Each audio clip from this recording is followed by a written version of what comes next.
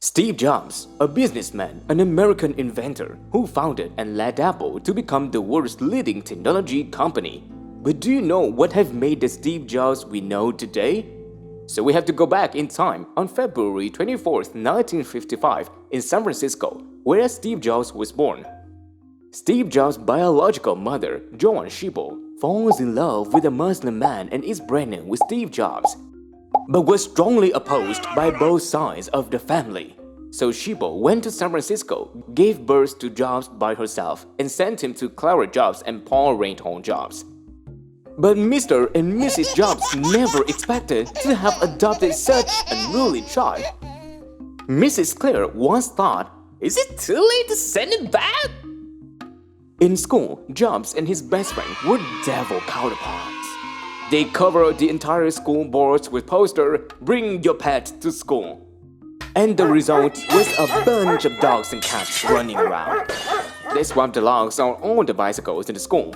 They even put explosives under the teacher's desk and scared the hell out of her.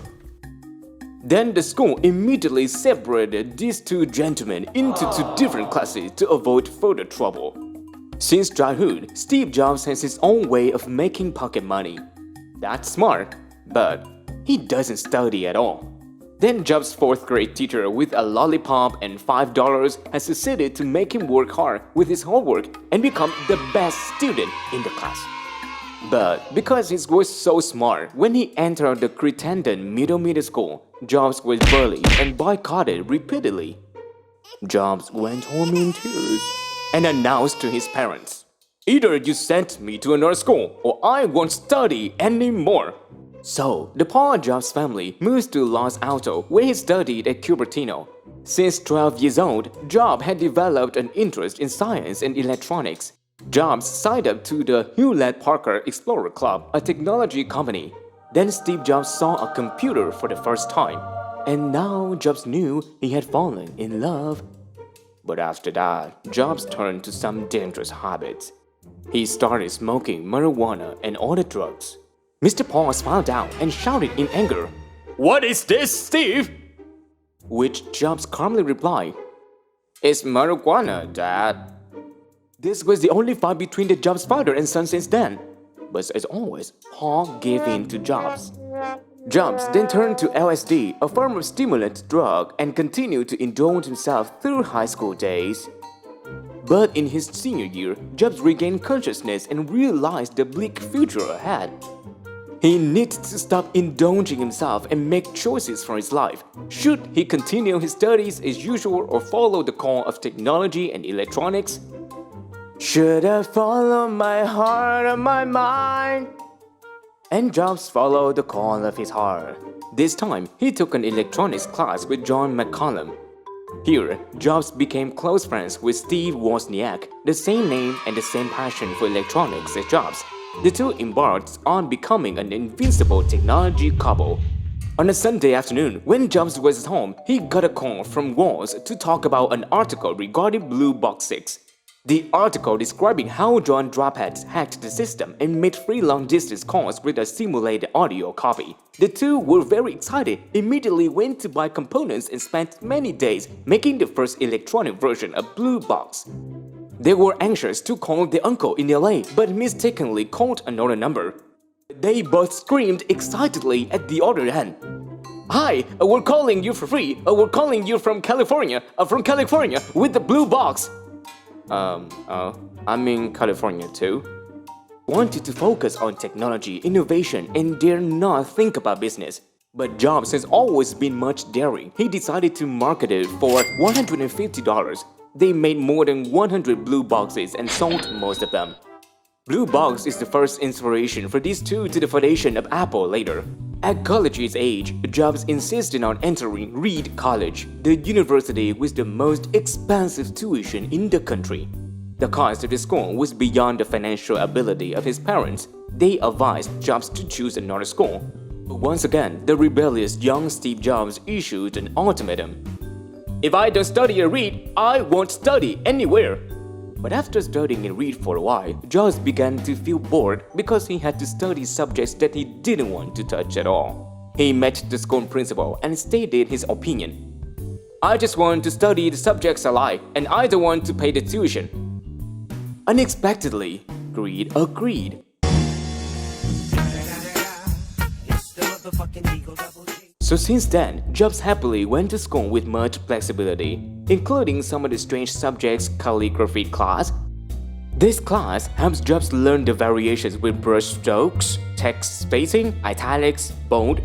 Thanks to that, the Mac later is equipped with a variety of rich and beautiful typefaces. In the early 1970s, when the computer industry, especially personal computers, became addictive with the mantra, turn on, start up, log in. But then Woos was thinking about how the keyboard, monitor, and computer could be all in one personal device, making them so much smaller. And that night, he stretched out what would come to be known as Apple the First. Jobs weren't impressed, shaking hands with Woos to upgrade and perfect this personal computer. At this point, Jobs realized the business potential of these products. He persuaded Woos to set up their own computer company, and so Apple was born in a garage. Then the Apple II was launched in 1977 with an impressive first-year sales of $2.7 million. After 3 years, it went up to $200 million. However, a number of Apple products later were reported with the major design failures, and consumers began to turn their backs. The directors are all very worried. Everyone blamed Jobs for hurting Apple. And finally, he got kicked out of Apple. At first, Jobs was so depressed and confused, he didn't know what to do. He even tried to register as an astronaut, but of course, no one accepted. But then, he realized the perk of this. Now, he didn't need to run anything. So, YOLO, let's unleash creativity. So over the next 5 years, Jobs focused on his passion with technology innovation and founded Next and Pixar. Next possessed the most modern technology at that time, but the price was too expensive. And Pixar created the world's first animation made completely by computer graphics, Toy Story. Even now, it still remains extremely successful with a series of famous animation.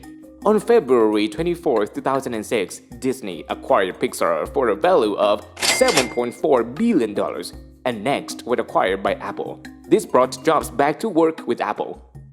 At this point, Apple has become seriously degraded, an old computer platform which could not keep up with Windows. The company's share price also plummeted.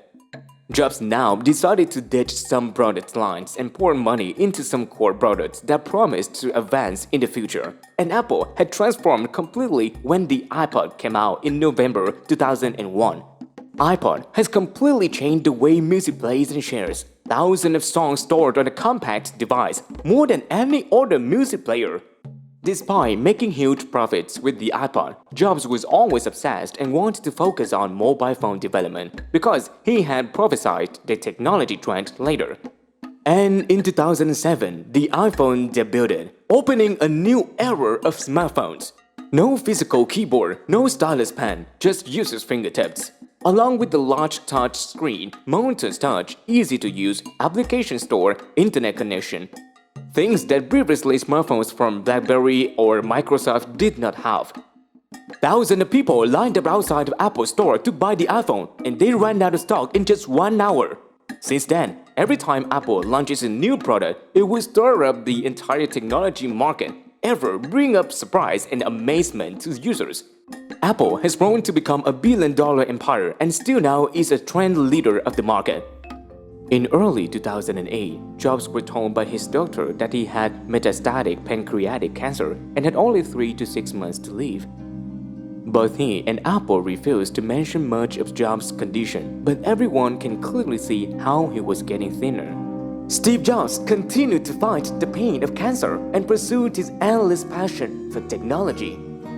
He still consistently researched and came up with new ideas for Apple despite declining health. But he also could not conquer death. On October 5, 2011, Steve Jobs passed away, leaving a fortune of $14.1 billion, a giant technology empire for the next generation, lent infinity grief for a talent of the electronics industry. Would you like to know more about other celebrities' biographies? Please leave a comment below. Subscribe YouTube Eng Breaking channel now to follow more of our interesting videos. And please hold on, let's study English with us via the following vocabulary list.